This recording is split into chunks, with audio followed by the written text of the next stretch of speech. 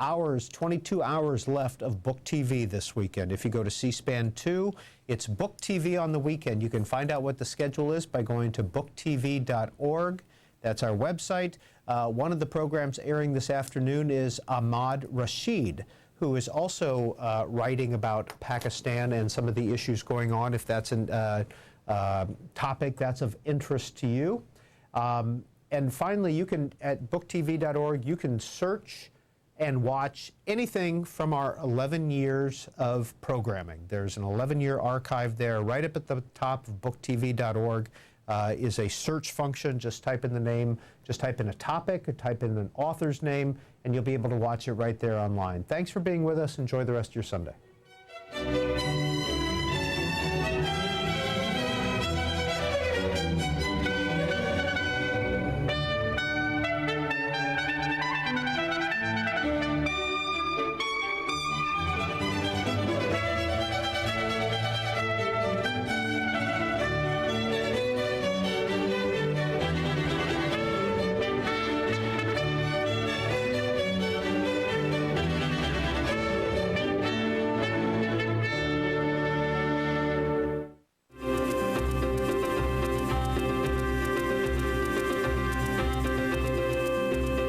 Coming up, Newsmakers, with Senator Lisa Murkowski, ranking Republican on the Energy and Natural Resources Committee. She talks about congressional legislation to address climate change.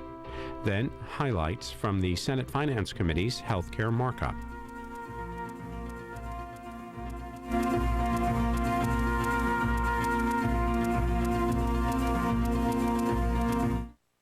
Q&A tonight.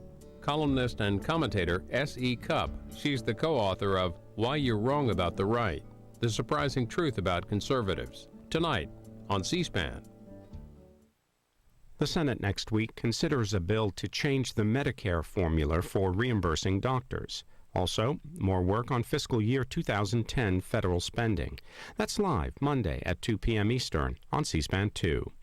Then the House is back Tuesday. They'll work on an Energy Department program that would fund the development of solar energy technology. Also, funding for the Coast Guard. The House returns Tuesday at 12:30 p.m. Eastern for general speeches, with legislative work starting at 2 p.m. Eastern. Watch the House live on C-SPAN.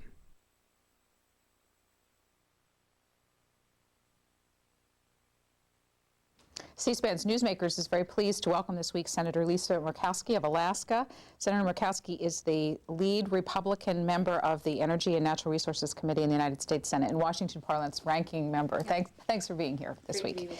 Let me introduce our two reporters who both cover energy, Richard Cowan of Reuters and Renee Schulf of McClatchy Newspapers. And Renee, we're going to start with you. Thank you. Senator, one of your fellow Republicans, Senator Lindsey Graham of South Carolina, recently joined up with Senator John Kerry about a possible compromise on the climate and energy bill. You said it was an important turning point and that ideas from both parties would be needed. I'm just wondering what you think the key ideas, what your view is of what needs to go into that legislation to make a consensus possible. Well, I think the framework that Senators Kerry and Senator Graham have outlined in their letter, and granted, this is just a letter, they haven't proposed any draft legislation, but I think it gets us talking in an area that we haven't been talking about when we're talking about climate change legislation. So much of the discussion gets wrapped around the cap and trade piece, and it begins to define the conversation about climate legislation. I think it's important that when we talk about what we're going to be doing to reduce our emissions, we also need to be stressing our energy independence in this nation. And how do you get to that world of energy independence? How do we define that? Well, so much of that comes back to what we can do realistically with renewables, but also what we can do with increased domestic production. The domestic production piece has just been kind of pushed off of the table in recent months. And so I think this opinion piece that the two of them penned is a good indicator that perhaps the conversation is changing. And I think that that's good. I think that that's necessary. Are you part of that conversation? Are you talking to the sponsors, Senator Kerry and others? I have talked with Senator Graham, talked with him after he'd written this article with Senator Kerry, and I said, fill me in on the details. Where do you see this going? How do you see this unfolding? And it was a good conversation. I mean, Senator Graham has some must-haves. He wants to see a very robust nuclear title. I think that that's imperative. He wants to see more when it comes to increased domestic production offshore and onshore, and that to me is also an imperative. I have not, in fairness, I haven't had the same conversation with Senator Kerry, but I think what the two of them are trying to do at this point in time is to reach out to other colleagues on both sides of the aisle and find out from members, where do we go on climate change? What is your must-have? And again, getting the conversation kind of moving again in a cooperative manner rather than Republicans in one corner and Democrats in another, I think is a positive signal. Richard? Senator, when you and some of your fellow Republicans talk about alternative energy and the need, and there are now Democrats who, in the House passed bill, it does include some provisions to help spur alternative energy. But Senator Kerry and others say that that just isn't enough. It won't adequately tackle the climate change problem.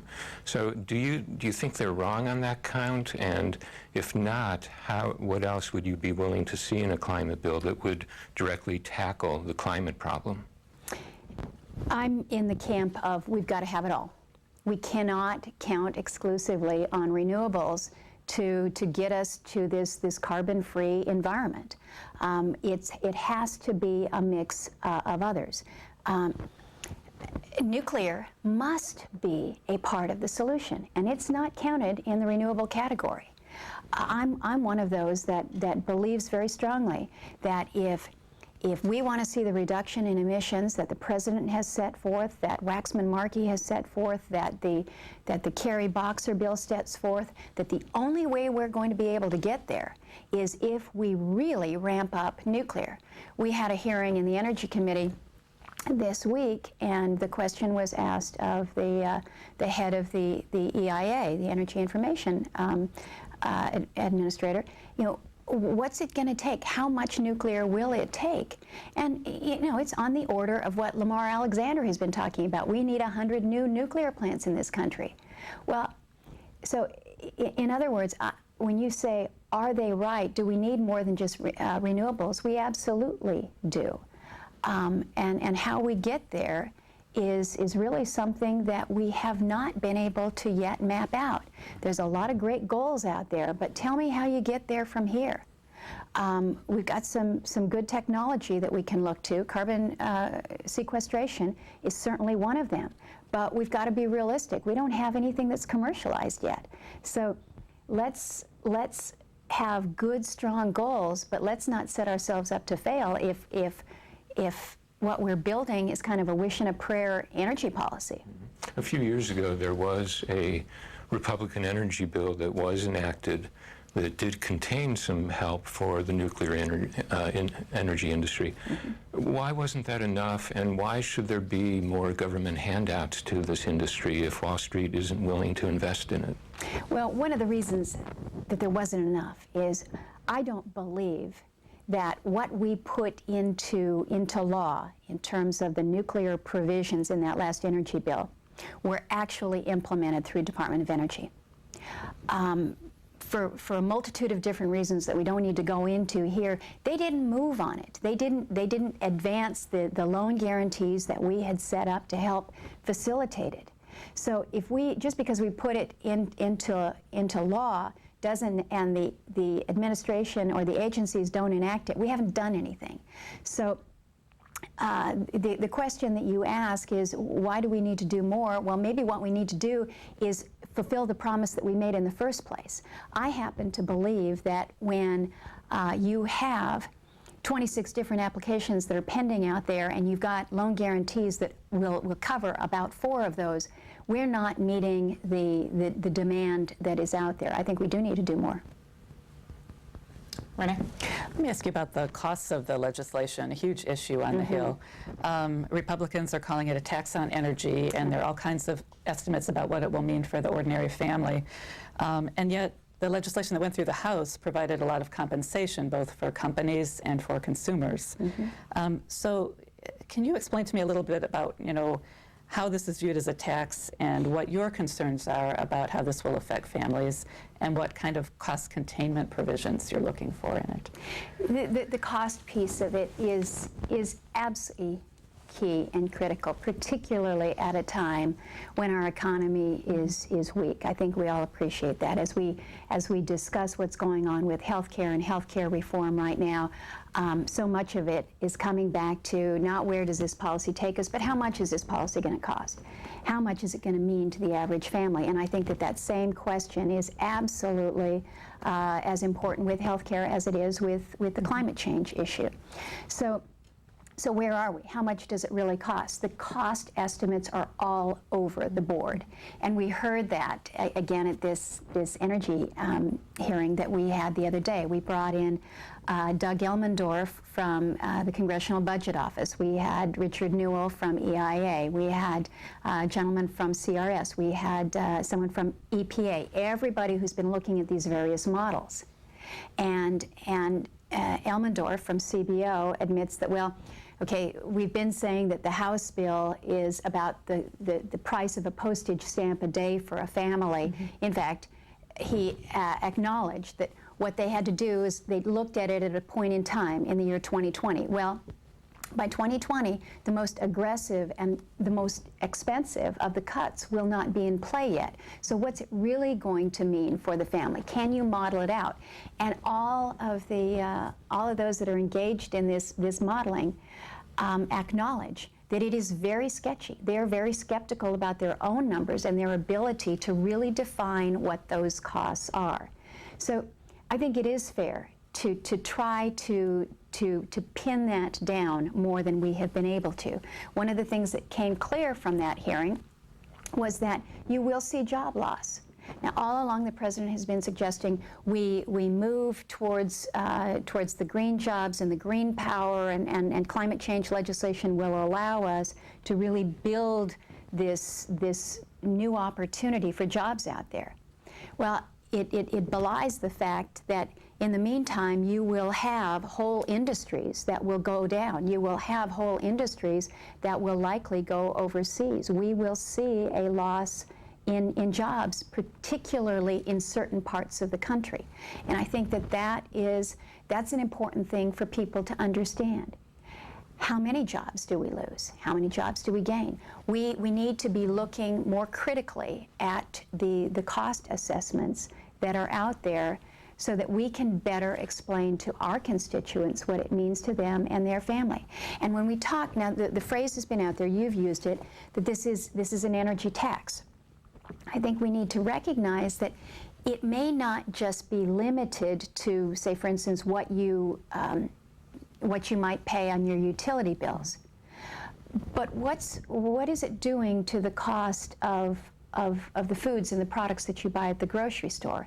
If in an effort to pay for the expenses that go into this energy tax, the farmers have to pay more, and ultimately that ripple effect. What are those indirect costs to us? So again, whether it's healthcare or whether it's climate change, I think people want to know more accurately, tell me what it's going to cost. Senator, are you at all worried that trying to nail down the costs and the potential job losses could be a very long, arduous process? There are some scientists who say there's just not time to dicker over this, that the problem is so urgent that action is needed now. When you're in Alaska, is there a sense of urgency there? Do you see any direct impact of climate change on your state? I've heard some environmentalists say Alaska is melting. Do you share that sense of urgency?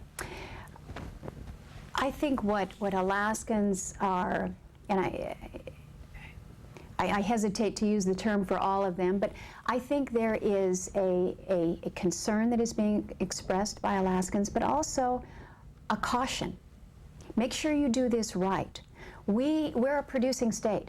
We understand what it means to use the resources from the land, but we also understand and appreciate the role that we have as stewards of the land. And when we see changes to the land coming about from things that you're not quite sure how is this affecting, how is this impact coming to us? What is causing the loss of the sea ice that adds to the erosion issues? Yes, in Alaska, we are seeing change. And that's why I have been one of those Republicans that has perhaps stepped out front a little bit more on the issue of climate change, why I actually signed on as a co-sponsor of legislation in the previous Congress. It was a bill that dealt with this, I felt, in a more cautious manner, but there was a heavy adaptation piece, because in my state, I'm looking to say, well, how can we, as an area that is being impacted, how can we learn to adapt while all this is in place? So in terms of the urgency, again, I think we need to make sure that what we're doing to work to reduce our emissions, which is, I believe, the responsible thing to do, we do it in a manner that allows our economy to continue to be strong. If we put in place policies and provisions that literally bring this economy to its knees because of the cost, how are we really helping? We need to have the capital out there to facilitate the new technology, to allow all these innovations to come together and take place. We're not just going to be able to shut the whole thing down and say, well, this is what we have to do in order to save the planet. We've got to find that balance, if you will. So let's figure out how we do this. Let's work to reduce our emissions. Let's work to do it responsibly. And let's be moving forward rather than be in a state of denial. So then if there were to be a Democratic bill that moves through the Senate this year or next that has expanded nuclear power, has offshore oil drilling, encourages alternative energies, but has cap and trade, would you vote for it? With strict emissions limits, would you vote for it? It depends how the cap and trade piece is structured, because I have noted on several occasions, I'm quite concerned about how through the process or the procedure that would be put in place, there's opportunity for manipulation out there that I think we need to be very, very careful about. I don't want to see allocations just based on the politics of who happens to be what on what committee. There needs to be a sound logic for it. So I'm going to look very critically at how any type of a cap and trade piece would play out.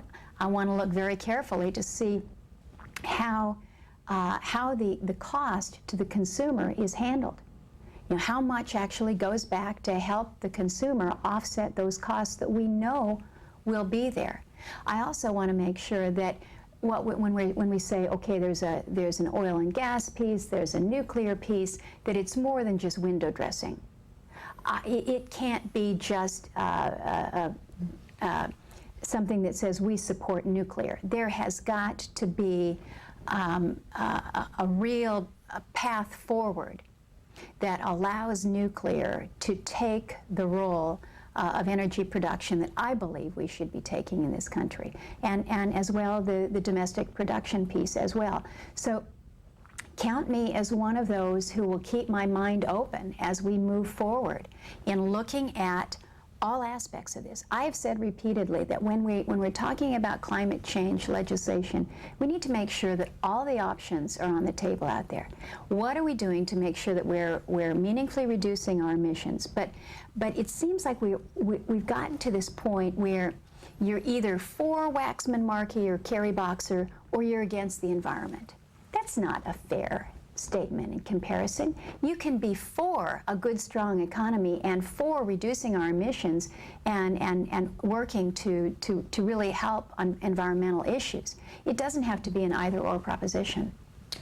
Can I ask, 9 minutes left, by the way, on the nuclear element, there was a mention made of private capital being necessary, really, to expand the industry.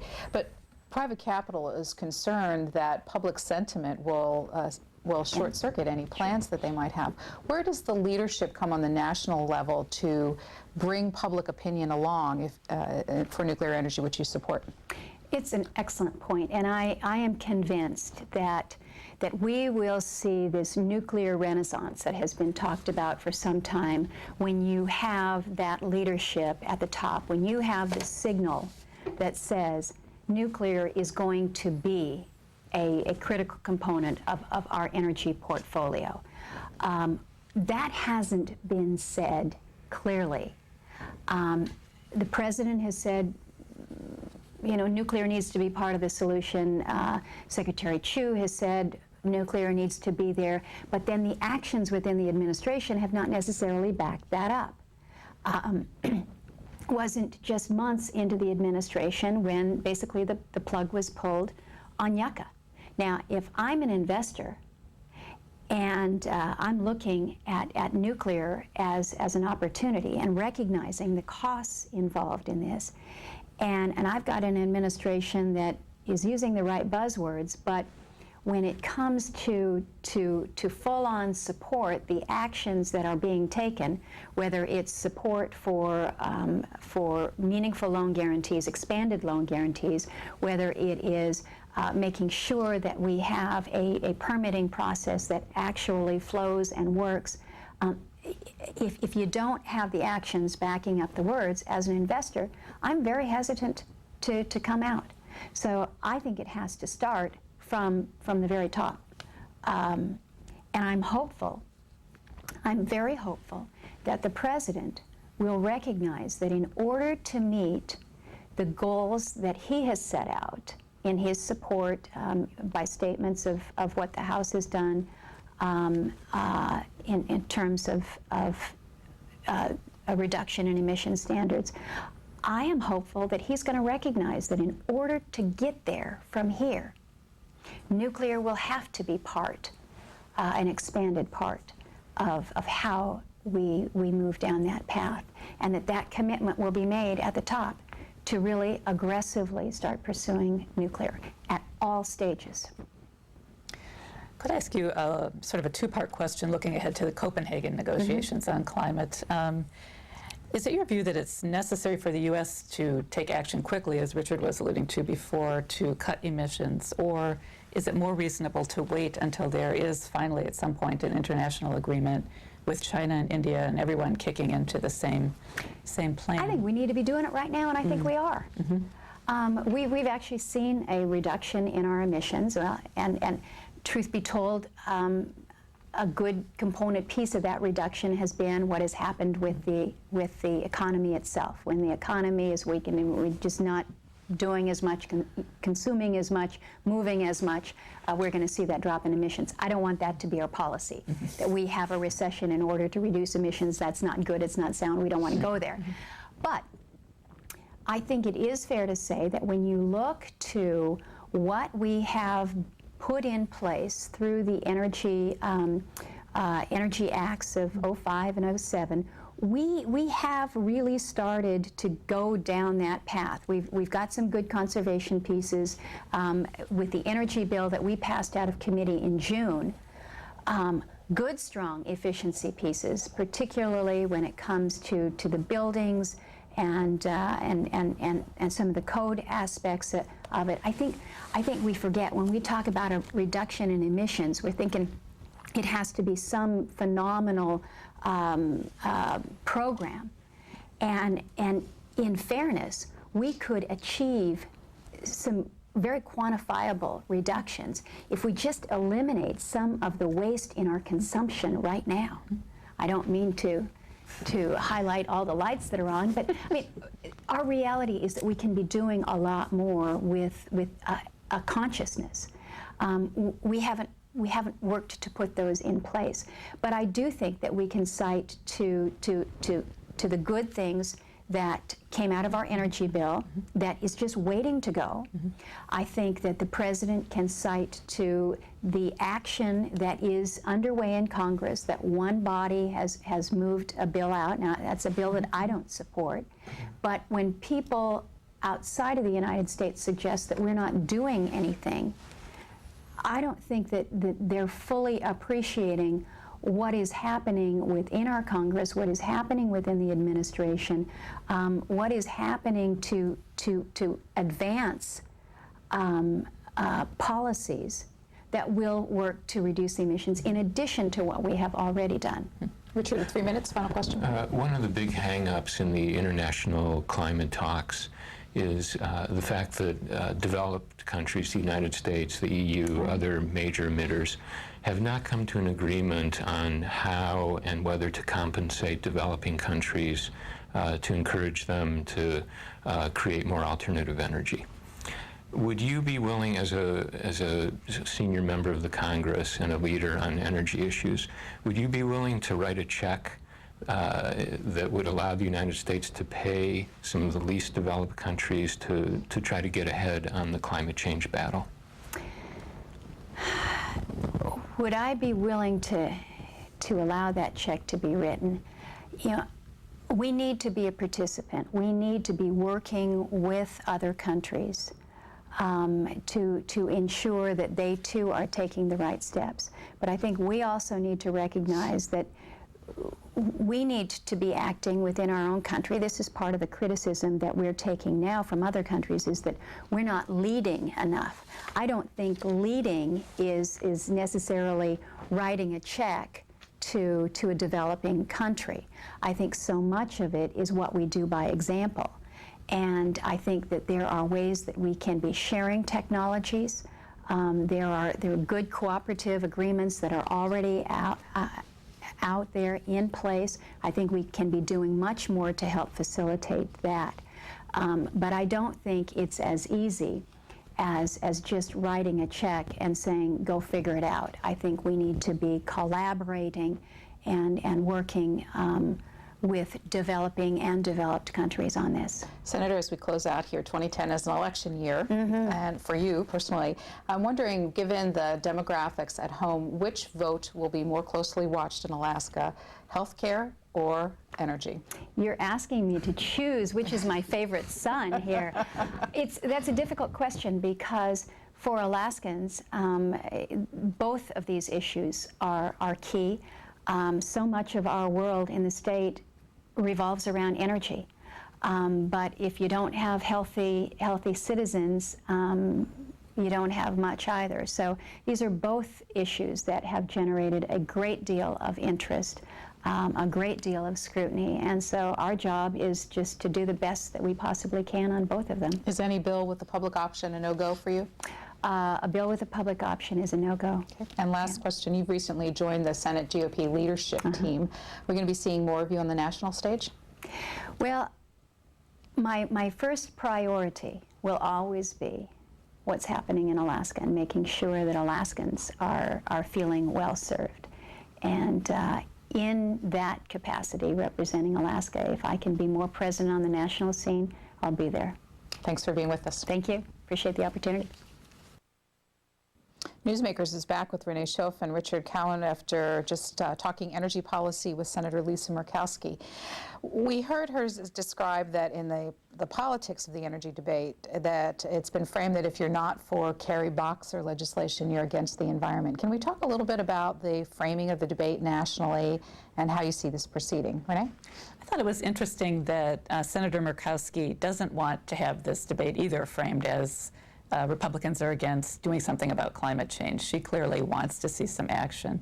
And although as a member of the Republican leadership, she may not be working directly with Democrats on a signature bill for the president, she is involved in the discussion by talking to Senator Graham, who is doing just that. So by extension, she is getting her voice heard, and I think looking for a consensus. It's interesting. It was clear that she appears to be open to talking to Democrats on legislation. Oftentimes, Republican leadership simply puts out the word that this is nothing more than a national energy tax. I don't think she once framed it in quite that stark an issue, and she was talking about the details. She made it clear that she would drive a hard bargain to get her on board. She clearly wants a large nuclear title. She wants offshore drilling, it looks like, in addition to other alternative energies. But she did seem open to talking. Just in understanding the way Capitol Hill and Republican Party politics work, why is Lindsey Graham having the conversations when we've just had the senior Republican